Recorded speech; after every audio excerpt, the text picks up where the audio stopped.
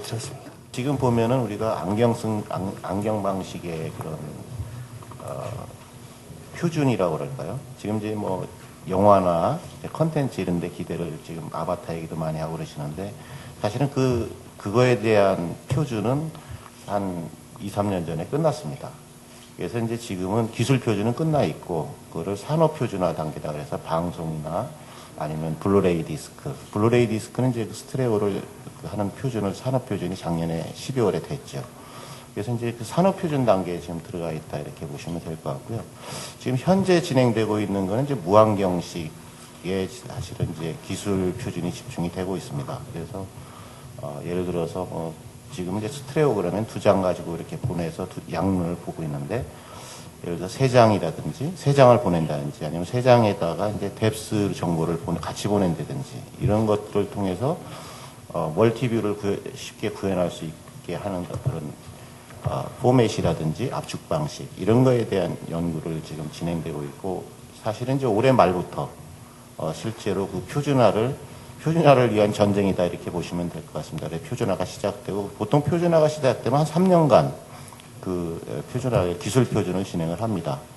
그래서 이제 앞으로 한 3년 정도 하면 2013년, 14년 되면은 아마 그거에 대한 이제 기술 표준이 끝났으니까 산업 표준이 진행이 될 것 같습니다. 그래서 그래 되면은 한 2, 3년 산업 표준이 진행이 되면서 그거에 대한 이제 디스플레이라든가 캡처링 장비라든가 뭐 이런 것들이 나오게 되겠죠.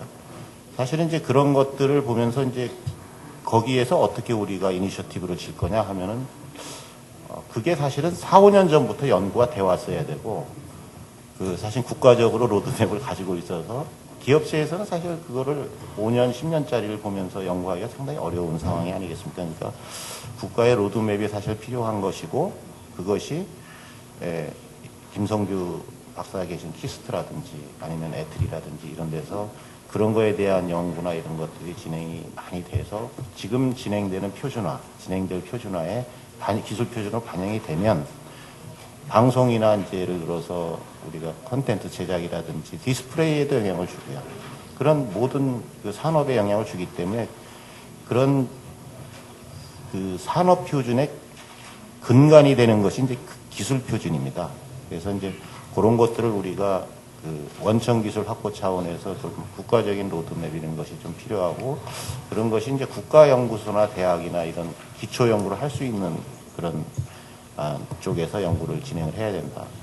그리고 이제 3D라는 게 지금 보면은 저는 이제 김성규 박사가 하신 말씀에 전적으로 동의를 하는데 하나는 동의하고 하나는 동의하지 않는 부분이 있습니다. 그래서 요거는 이제 뭐냐면 동의하는 거는 리얼 3D라는 거는 이제 홀로그램으로 가야 된다. 이런 거에 동의를 하고요. 저희는 이제 표준화를 멀티뷰 이후에 표준화를 홀로그램이나 볼륨메트리, 리얼 3D에 대한 표준화가 진행이 될 거라고 보고 있습니다. 그래서 그것이 이제 제가 생각하기에는 아직은 뭐 표준화를 논의할 단계는 아닌데 2015년경 가면은 논의를 시작하지 않겠냐. 이렇게 보고 있고요. 그때는 아마 김성규 박사가 많이 나서서 하셔야 될 것 같고 그럼 2015년부터 한 4, 5년 동안 그런 논의를 진행을 할 것 같습니다. 그러면 이제 2020년경에 표준화가 되지 않겠습니까? 굉장히 진짜 먼 얘기인데 20년 이후에 이제 저희들이 표준화가 되면은 산업 표준이 똑같이 진행이 될 거고 한 2, 3년 아마 기술이 좀 덜 되면은 산업 표준이 조금 더 4, 5년 더 길게 갈 수도 있겠습니다. 궁극적인 3D에서 좀 강자가 되고 리더십을 발휘하기 위해서는 당장의 뭐 스테레오도 중요하고 당장의 컨텐츠 영화나 뭐 아바타 같이 영화 하이 퀄리티의 영화를 보급시키는 것도 중요합니다. 근데 좀 미래를 보고 하는 것도 중요하지 않을까 이런 생각이 듭니다. 감사합니다. 일단 저희 KDC는 2004년도에 이 사업에 진출을 했습니다. 처음에 지인의 소개를 통해서 그때 당시에 그 삼성의 휴대폰의 그 LCD 모듈 부분을 뜯어내서 그 위에다가 필름을 붙이고 무안경 방식으로 해서 입체 영상을 저희가 그때 시연을 했었는데요. 근데 보기에는 뭐 해상도도 많이 떨어지고 콘텐츠도 전문화된 게 아니다 보니까는 뭐 기술적인 측면에서는 상용화를 좀 어렵게 생각을 했었지만은 그거를 보는 순간에 그때 당시에도 이제 HD라는 어떤 그 화두가 있었었죠. 영상 산업의 화두가 있었지만은 이 다음에 어떤 영상 문화는 이런 영상의 사실감을 좀 주는 이러한 어떤 그 시대가 오지 않겠나라는 이제 그런 생각을 저희가 하게 됐고요. 그 이후에 저희가 이제 2006년도에 그 세계에서 두 번째로 극장용 입체 시스템을 개발을 합니다. 그래서 여러분들이 혹시 그 국내에서 아바타라는 영화를 보시게 되면은 그거는 일단은 그 극장 자체에 프로젝터가 있어야 되죠. 디지털 프로젝터가 있어야 되고 그 앞에 저희와 같은 장비를 설치를 해야지만이 입체 영화를 보실 수가 있습니다. 그래서 이러한 장비를 저희가 세계 두 번째로 2006년도에 개발을 했고 그다음에 현재 전 세계적으로 약 1000대 이상을 저희가 공급했기 때문에 뭐 국내에서 보신 그 아바타를 보셨을 때 영사 장비는 전부 저희 제품이라고 보셔도 괜찮을 것 같고요. 그래서 이러한 그 성장을 하고 있는데 이러한 성장들이 그 아까 저희 한국의 3D 산업의 경쟁력이나 이런 것들을 말씀을 주셨지만 제 개인적으로는 생각에서는 뭐 저희가 월등하게 뭐 뛰어나다고 생각하지는 않지만 그렇다고 해서 절대 부족하다고 생각하지는 않습니다. 일단은 극장용 영사 장비가 저희가 2007년도에 본격적으로 공급이 됐습니다만은 첫 해에 저희가 10대를 팔았고요. 그 다음에 50대를 팔았고 작년도에 저희가 800대를 팔았습니다. 그래서 금년도는 약 3,000대 이상을 현재 예상을 하고 있는데 1위 기업인 그 미국에 있는 그 알사와의 어떤 격차가 그 매년 좁혀지고 있는 그런 상황이기 때문에 상당히 고무적으로 저희가 판단을 하고 있고요. 그 다음에 그 작년도에 저희가 또 이제 그 무안경 방식의 3D 휴대폰을 일본의 그 제2회 이동통신 사업자죠. KDDI라는 회사를 통해서 그 우라는 어떠한 브랜드로 해서 저희가 제품을 출시를 했었고요.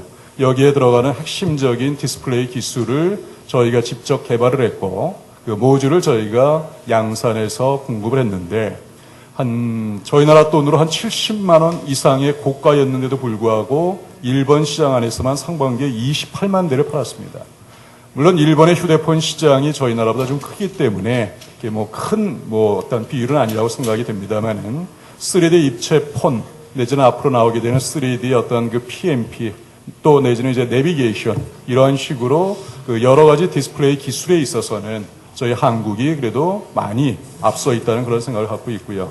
좀 고무적인 거는 저희가 작년도에 그 제품을 공급하기 2년 동안을 이 프로젝트를 진행을 했었는데 일본에서는 이미 그 샤프라는 회사가 그 저희하고는 좀 다른 방식의 무안경 방식의 기술을 갖고 있었습니다.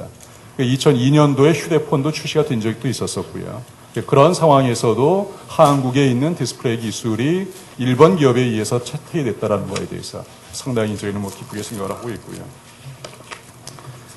저희는 중소기업 입장이기 때문에 여기 계신 그 정부에서 나오신 분들께 좀 부탁드리고 싶은 사항들에 대해서 좀 몇 가지를 좀 말씀을 드리겠습니다. 첫 번째로는 그 현재 뭐 3D 쪽에 그 많은 기업들이 현재 오리엔트되어 있는 걸로 저희가 알고 있습니다만은 첫 번째로는 그 대기업과 좀 중소기업이 가야 될 길의 방향을 좀 구분을 좀 해주셨으면 어떻게나라는 그런 생각을 좀 갖습니다. 국내 그 한 회사가 그 상당히 오래 전서부터 3D TV를 만들어서 일본 쪽에도 수출을 한 그런 실적도 갖고 있습니다만은 그 회사의 브랜드로 과연 삼성과 LG를 이길 수 있겠느냐? 아니 국내 싸움이 아니라 일본에 있는 소니나 파나소닉을 이길 수 있겠느냐? 이런 차원에서 생각이 됐을 때에는 대기업과 중소기업이 가야 될 그런 길을 저희 같은 경우에는 그 3D LCD TV 뭐 이런 쪽에 핵심 부품을 좀 공급한다라든지 이런 식의 어떤 역할의 구분들이 좀 있어야 되지 않겠나라는 그런 생각이 들고요. 그다음에 콘텐츠 제작에 대해서는 또 전문회사가 나와 있기 때문에 제가 뭐 말씀드리긴 좀 그렇긴 합니다만은 두 번째로는 그 콘텐츠를 제작하는 데 있어서 통상적으로 1.3배에서 2배의 비용이 듭니다. 이 2배의 비용이 들어가는 부분에 대한 차액 정도를 정부에서 좀 지원해주는 그런 정책이 좀 어떨지 모르겠습니다.